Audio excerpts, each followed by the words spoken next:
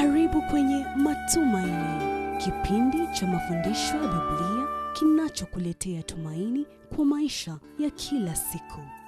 Hujambo mpenzi mtazamaji, na karibu sana katika kipindi hiki cha Matumaini. Mie ni wako msimulizi Steve Amiri nikiwa na mwenzangu. Jina langu ni Robert Ochieng. Hii leo tunaangazia ukweli wa Injili. Tunafurahi kuweza kuungana nawe hii leo tuweze kujifunza mengi kuhusu neno la Mungu. Lengo la kipindi hiki ni kuijenga imani yako. Sasa Amiri, haijalishi umetoka wapi au unapitia nini maishani. Neno la Mungu lina nguvu ya kusema nawe, na Roho Mtakatifu anaweza kukuonyesha hatua hiyo inayofuata katika safari yako ya kumjua Yesu. Ombi letu ni kwamba kipindi hiki kikusaidia kukua katika imani yako na kuwa zaidi kama Yesu Kristo. Kweli. Leo tunaanza somo jipya kutoka Wakolosai sura ya 2 mstari wa 1 hadi 7. Kichwa kikiwa sanduku la hazina za Mungu. Tutazungumzia hazina ambazo Mungu ametuwekea. Hazina hizi si dhahabu wala si fedha, lakini ni thamani sana machoni pa Mungu. Basi hebu tusikilize hadithi fupi.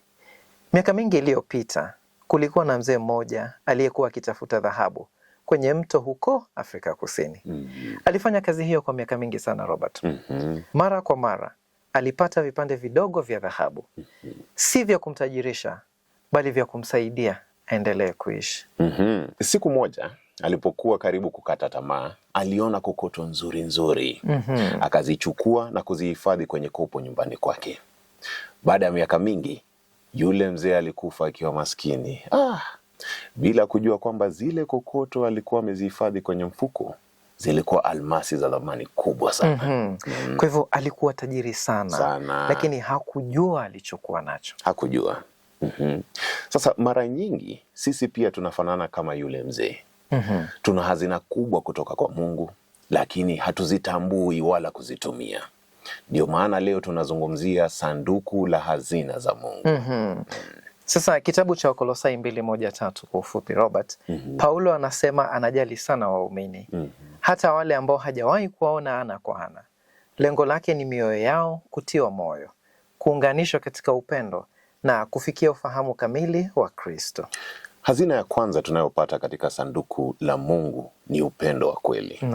Paulo anaonyesha upendo wake kwa waumini kupitia maneno kama kujitahidi, maneno kama kuteseka, na maneno kama na kujitoa. Sasa huu ni upendo wa kujitoa mhanga. Si wa maneno tu, bali wa matendo.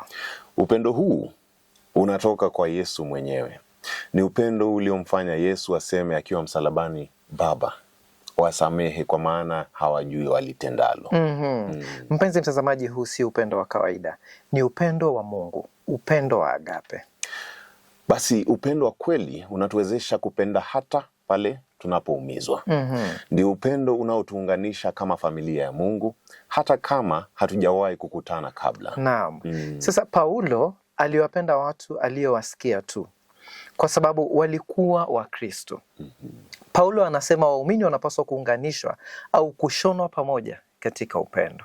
Kama nyuzi zinavyoshonwa kwa nguo moja, ndivyo waumini wanavyounganishwa kuwa mwili moja. Huu ni upendo unaojali, huu ni upendo wa kusaidia na kutiana moyo. Robert, hazina ya pili ni maarifa kamili ya Kristo. Paulo anasema hazina zote za hekima na maarifa zimefichwa ndani ya Kristo. Haya si maarifa ya kujivunia au kuwadharau wengine. Ni maarifa yanayotusaidia kuishi maisha yanayompendeza Mungu kila siku. Maarifa ya Mungu si ya kichwani tu, bali ni maisha, ni kumjua Kristo, kumwamini na kuishi kulingana na mafundisho yake. Na maarifa haya, Amiri, yanapatikana kwa waumini wote, si kwa wachache tu. Leo tumejifunza hazina 2 kubwa kutoka kwa Mungu. Hazina ya kwanza, Robert, ni upendo wa kweli. Na ya pili ni maarifa kamili ya Kristo. Kweli kabisa. Katika kipindi kijacho tutajifunza hazina nyinginezo zilizo katika sanduku la hazina za Mungu. Robert, Yesu alisema palipo na hazina yako ndipo palipo na moyo wako. Kweli kabisa. Na ombi letu kwa Amiri, hata kwa watazamaji, ni kwamba Mungu atusaidie kuthamini yale anayothamini yeye. Naam. Shukrani sana mpenzi mtazamaji kwa kuweza kuwa nasi katika kipindi hiki cha leo cha Matumaini. Basi iwapo ungependa kuwasiliana nasi, unaweza kututumia barua kwa barua@twr.co.ke, au pia waweza kututembelea kwenye tovuti letu la www.heraldsofhope.org. Naam. Asante sana mtazamaji kwa kuwa nasi leo. Mungu akubariki na tuonane tena katika ukweli wa Injili. Mie nimekuwa kwa msimulizi Steve Amiri. Na jina langu ni Robert Ochieng. Zidi kubarikiwa. Karibu kwenye Matumaini, kipindi cha mafundisho ya Biblia